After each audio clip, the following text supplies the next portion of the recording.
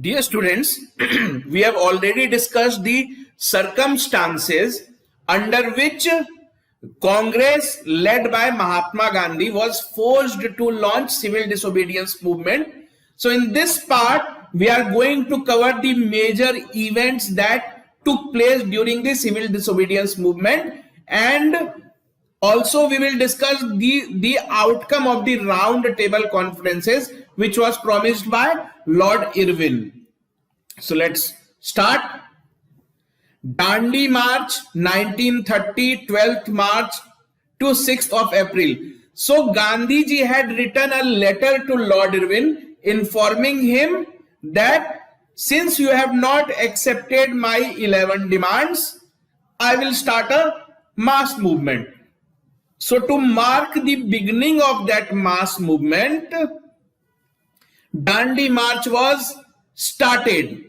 So Gandhi ji had already informed Lord Irwin on 2nd of March itself that on 12th of March I will begin a walkathon, you can say walkathon, from ashram at Sabarmati. So he told him that I would start with my followers, my group of followers from my ashram at Sabarmati, Gujarat, on 12th March 1930. So he informed him 10 days ago that 10 days later I am going to start a march and I would be walking through the villages of Gujarat. On reaching the coastal village of Dandi, he would make salt from sea water, thereby breaking the Salt Act. The Salt Act said that only the British companies can make salt.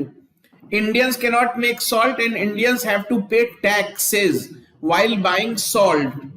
So that's why Gandhi ji thought to make it a symbol of resistance. So this was atrocious. You are charging tax on something like salt. So salt is needed by everybody, be it poor or be it rich. So Gandhi ji thought of making it a symbol of mass movement. So he wrote a letter that, okay, now time has come, 10 days from today, that means 10 days from 2nd March, that is on 12th of March, I would start my walk. So you have to remember the launching date of Dandi March. So this was known as Dandi March. Why? Because the destination was Dandi. So Dandi was a coastal town of Gujarat. So he started this march as planned with 78 of his followers. All these are key details which have been asked, that how many people were with Mahatma Gandhi when he started his Dandi March. Answer would be 78. From where did the Dandi March start? From Sabarmati Ashram. Thousands of people thronged the path from Sabarmati Ashram to Ahmedabad to witness the historic event, because people already knew that such a march is about to be started. So people already waited on both sides of street and expecting that Gandhi ji would pass through our villages. So at the end of every day, Gandhi ji would address thousands of people and attack the government in his speeches. So now you can see civil disobedience movement had already started. Sarojini Naidu, who became a very tall Congress leader later on. So Sarojini Naidu, you can see she is Sarojini Naidu, joined him on the way. Every day, more and more people joined him, and on 5th of April 1930, they reached Dandi. So there is a question which have been asked many times, that for how many days? How many days did Dandi March last? Did Dandi March last? Answer would be 24 days. Started on 12th March and ended on 5th April. 5th of April. So if you count, this comes out to be 24 days. So March ended on 5th April. The next day on 6th of April, Gandhi ji broke the salt law by making salt. How do you make salt? Because Dandi was a coastal town. It was on the coast of Arabian Ocean. So water of ocean contains salt, it is saline. So if you put ocean water to dry, so water will evaporate and salt will be left. So that is what Mahatma Gandhi did. So at that time, Mahatma Gandhi had already gained 50,000 supporters. So 50,000 people were participating in that march. So once Mahatma Gandhi broke the salt law, you can see him making salt. So once he broke that, all over the country people started to do the same because it was symbolic. So why did Mahatma Gandhi select salt as the central or the core symbol of resistance? The first reason was that salt was universally used by all sections of the society, and hence it did not had any social divisive implications like no rent campaign. So no rent campaign was a divisive strategy. Why? Because if you say that do not pay rent, there are two types of people, tenants and landlords. Both are Indians. So you are asking tenants not to pay taxes to landlord. So landlord will never support your movement. But that was not the case with salt, because everybody have to pay tax on salt. Everybody required salt. So there was no divisiveness involved in this. So as Mahatma Gandhi had said, there is no article like salt outside water, because by taxing which the state can reach even starving millions, the sick, the maimed, and the utterly helpless. So this text is the most inhuman poll tax the ingenuity of man can devise. So Gandhiji said that after water, salt is the most commonly used thing by each and every human being. So if you start taxing things like salt and water, then everybody will come under its purview. Even those people who are starving, those who don't have enough food, sick, maimed, everybody will come under its purview. That means you are sparing nobody. So he called it a monstrous tax.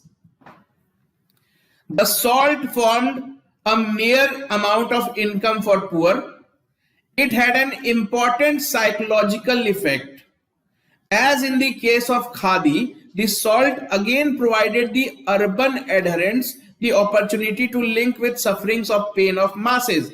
So if you choose salt to a city dweller, to somebody living in Bombay, it may appear funny that Mahatma Gandhi is going after salt. There are bigger issues, but this was a way of Mahatma Gandhi to derive the attention of rich people towards the tyranny of the poor, so, or the poor conditions. So now Mahatma Gandhi had already set the stage for movement to proceed further. He have already broken salt law. Millions of people were doing same. So what was the extent of mass participation? Let us see how did the different sections of the society react to Mahatma Gandhi's call. Women. So Gandhiji had specially asked women to play a leading part in the movement. So you can see Sarojini Naidu, you can remember Sarojini Naidu had walked along with Mahatma Gandhi in the Dandi March. How did students react? So students and youth played the most prominent part in boycotting foreign cloth and liquor. So you remember bonfires, and Mahatma Gandhi had also demanded total prohibition. So students used to boycott, they used to burn foreign made clothes, liquors. Muslims. The Muslim participation was nowhere near the 1922 level because of appeals by Muslim leaders to stay away from the movement. In 1920-22, what was the scenario? Khilafat movement was also going on. Khilafat movement was a totally religious issue, totally related to the Muslim community. That's why they had participated in full-fledgedly. But situations changed after that. There was distrust between Muslim League and Congress. So Muslim used to say that Congress is only party of Hindus. So why should Muslims participate in any mass movement which is started by Congress? So that's why this time the Muslim leaders stayed away from the movement. Merchants and petty traders, that means small scale traders, they were very enthusiastic. Why? Because you can see Mahatma Gandhi is trying to boycott foreign goods. So that will be beneficial for Indian businesses. So they were very enthusiastic. Traders, associations and commercial bodies were active in implementing the boycott, especially in Tamil Nadu and Punjab.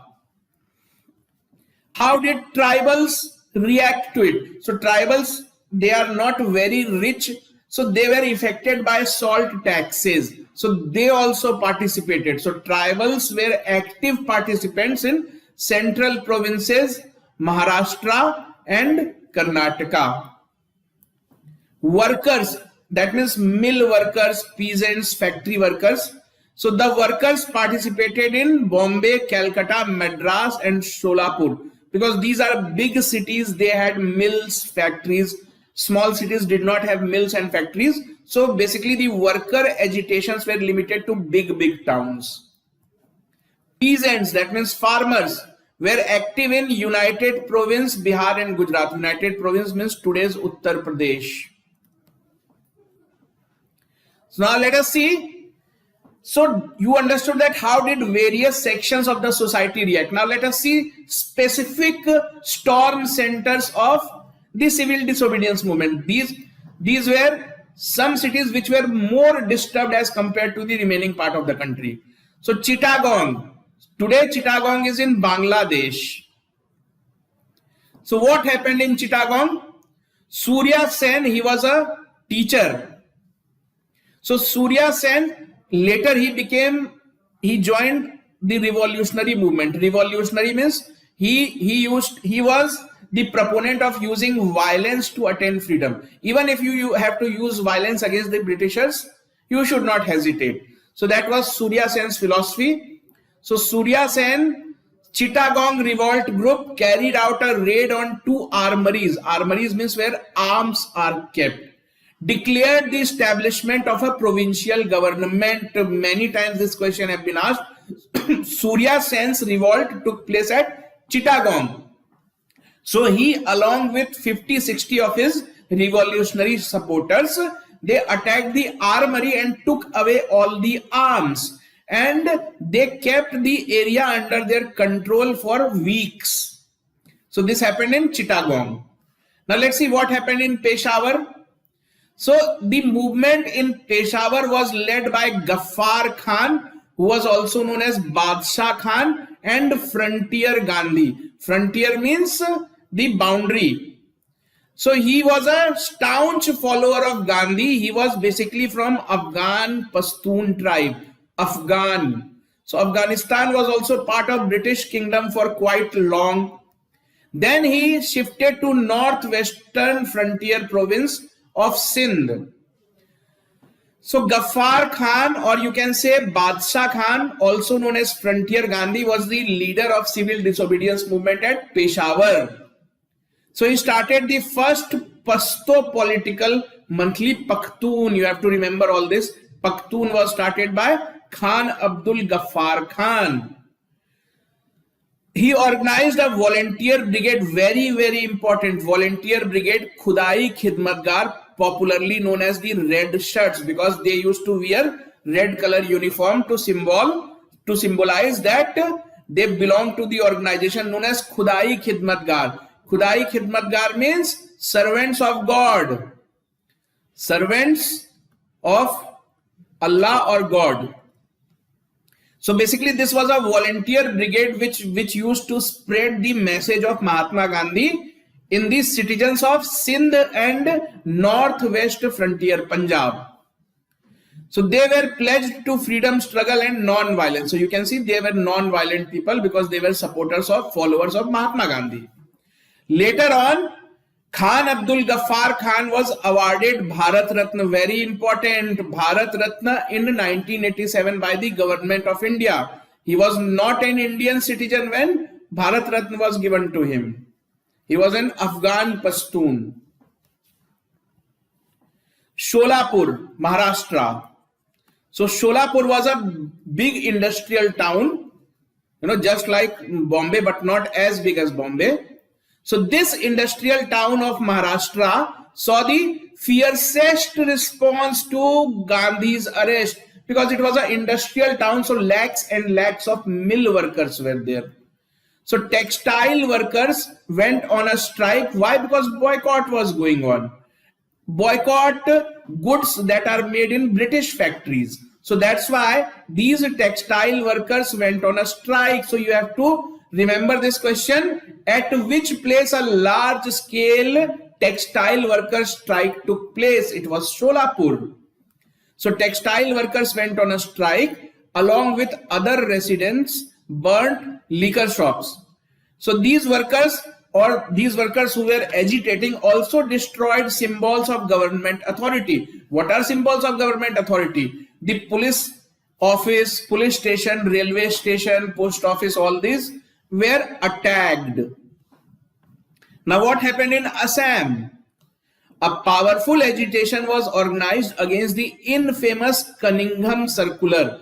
So Cunningham Circular was related to the university students. So what was that? Cunningham Circular forced parents, guardians and students to furnish assurance of good behavior. Basically, this Cunningham Circular was telling the guardians that if your son or daughter participate in any movement against the British government, he will be removed from the university. So that was Cunningham Circular, that parents have to give in writing, parents have to give in declaration that my son or daughter who is studying in the universities will not participate in civil disobedience movement or in any agitation against the British Empire.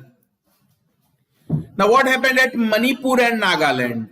So this is very important from point of view of question. So at the young age of 13, Rani Gedinlu of Nagaland raised the banner of revolt against the foreign rule. Very important personality. So recently her statue have been unveiled by our Prime Minister. So at the young age of 13, Rani Gedinlu of Nagaland raised, so you have to remember who was the leader at Nagaland. So this Rani Gedinlu was the leader of civil disobedience movement at Nagaland. So she was captured very soon. So she was captured in 1932 and sentenced to life imprisonment, but later on she was released.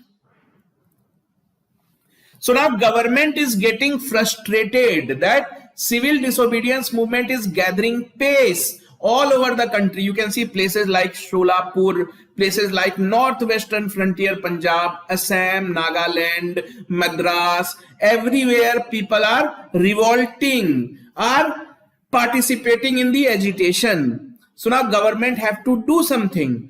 So now government starts the effort to create peace, to have talks with Congress. So what did the government do?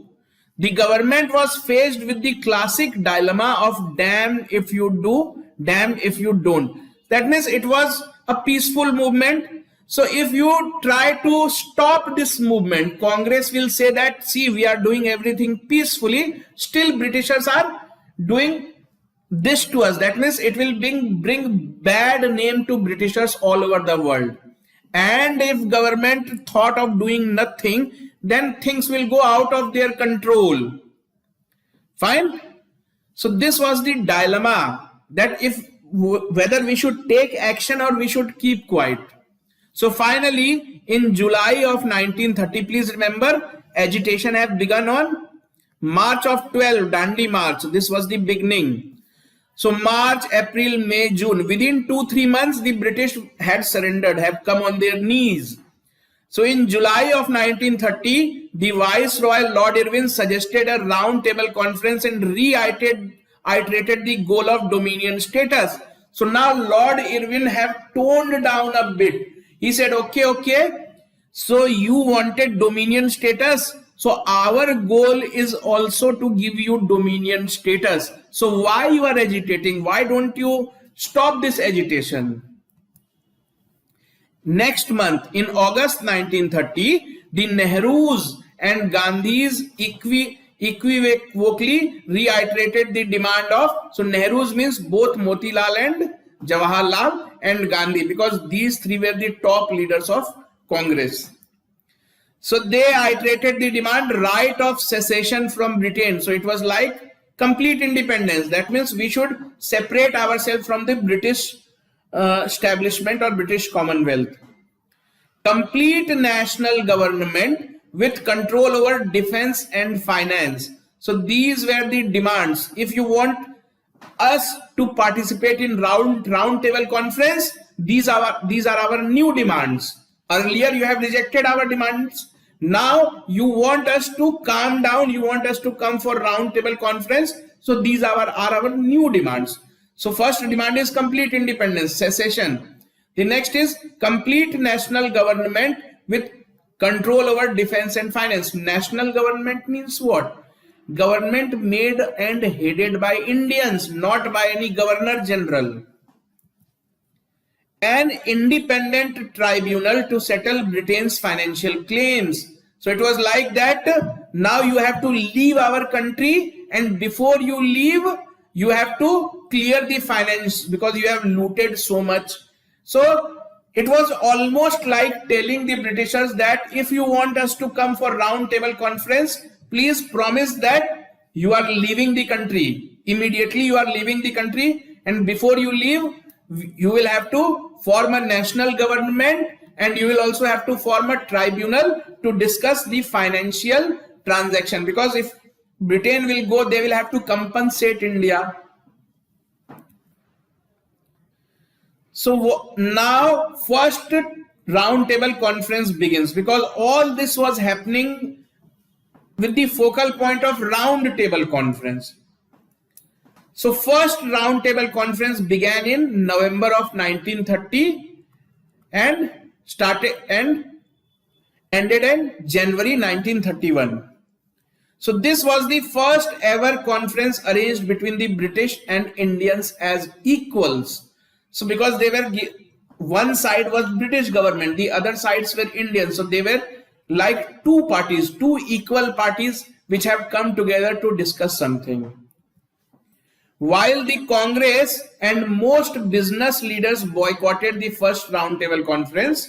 So please remember this fact. In the first roundtable conference, Congress had not participated. Congress had boycotted the first roundtable conference. But Muslim League, Hindu Mahasabha and the liberals and princely state attended this. So you can see. So at the round table conference held in London, Sardar Aurangzeb, so all these people, Mia Muhammad Safi Aga Khan, so basically leaders of Muslim League. Congress boycotted, Muslim League participated, Hindu Mahasabha participated, princely states participated. So at that time, Mahatma Gandhi was already imprisoned. So he was in jail. So virtually every delegate reiterated that a constitutional discussion to which Congress was not a party was meaningless. So Congress had not participated. So these political parties who actually attended these meetings, they were disappointed. They said that this round table conference is meaningless because the biggest political power, the Congress, is not present in this conference. So whatever we discuss amongst ourselves will be meaningless because Congress have the support of all the other societies. So do something so that Congress also joins this conference. So first round table conference could not achieve much. So first round table conference can be said to be a failure. Congress was not there. So now what happens? On 25th January 1931, Gandhiji and all other members of the Congress Working Committee were released unconditionally. Why? because they wanted to gain their support. All this was happening because of round table conference. So in first round table conference, Congress had not participated because all the top Congress leaders were in jail. So now all these leaders are released. So once all these leaders are released, the second round table conference was also announced. The Congress Working Committee authorized Gandhi to initiate discussions with the Viceroy. So Congress thought that if you are releasing us, so you want to discuss with us. So Congress authorized Mahatma Gandhi that go and convey our demands, our feelings to Viceroy. So as a result of these discussions, a pact was signed between the Viceroy Irwin and Gandhi on 14th February 1931. So this is known as Gandhi-Irwin Pact. So this was signed on 14th of February 1931, just 15-16 days after Mahatma Gandhi was released from the prison. So this Gandhi-Irwin Pact is also known as Delhi Pact. So this Delhi Pact, also known as Gandhi-Irwin Pact, placed the Congress on an equal footing with the government. So it increased the stature of Congress in political terms, because it was understood that without Congress, British couldn't do nothing. It could not communicate to Indians without Congress being a party to it. So now pact is signed. Mahatma Gandhi and Lord Irwin have signed a pact. It means Congress have agreed to participate in the second round table conference. So let's see. The second round table conference, which the Congress had agreed to attend under the Delhi Pact, was held in London in December 1930. So first was held from December 1930 to January 1931. Now second one have started. So as expected, Mahatma Gandhi participated in the conference but returned to India disappointed. So no agreement could be reached on the demand of complete independence, because now dominion status was not the goal, complete independence was the goal. So that's why this second round table conference also collapsed, at least from Congress's point of view, because Congress wanted declaration of complete independence. British did not agree to that. And also on the communal question. What was this communal question? Because Britain have agreed to give reservations to different communities like Muslims, Sikhs, and depressed classes, which are today known as SC/ST. So if you do these kind of things, so Mahatma Gandhi thought that you are breaking the unity of Indian society. So in 1932, this civil disobedient movement was resumed. Why it was resumed? Because Mahatma Gandhi understood that these round table conferences are of no use. So you can see that second round table conference is also a disappointment, at least for Congress. And they had not participated in the first one. So a disappointed Mahatma Gandhi returned back to India and he said that these round table conferences are of no use. Let's restart the civil disobedience movement. So in 1932, the civil disobedient movement was again started. So what is meant by again started? Because they have put the movement on a hold because they wanted to attend round table conference, but that round table conference turned out to be a disappointment. So now that's why they are restarting this. So what was the government's response? Government arrested Mahatma Gandhi and Sardar Patel. And there was a ban on Congress Party. That means Congress Party was declared illegal. All its top leaders were in jail, including Mahatma Gandhi and Sardar Patel. So now Congress is disappointed. Congress is declared illegal. Congress leaders are in jail. Still, Lord Irwin scheduled the third round table conference immediately after putting Congress in jail. So the third round table conference takes place in 1932. Obviously, Congress did not participate in it. So in 1933, the British government issued a white paper. So what was the purpose of this round table conference? To discuss and take feedback from various political groups and various sections of the society. And the idea was to come up with something like constitution, some sort of reasonable constitution, workable constitution. So the outcome of these three round table conference was a white paper. So white paper is basically a report issued by the government or a declaration by the government. So the British government, they issued a white paper which formed the basis of Government of India Act 1935. So this was the outcome of these round table conferences. So you have to remember that there are three round table conferences. If you think from the point of view of Congress, they did not participate in the first and third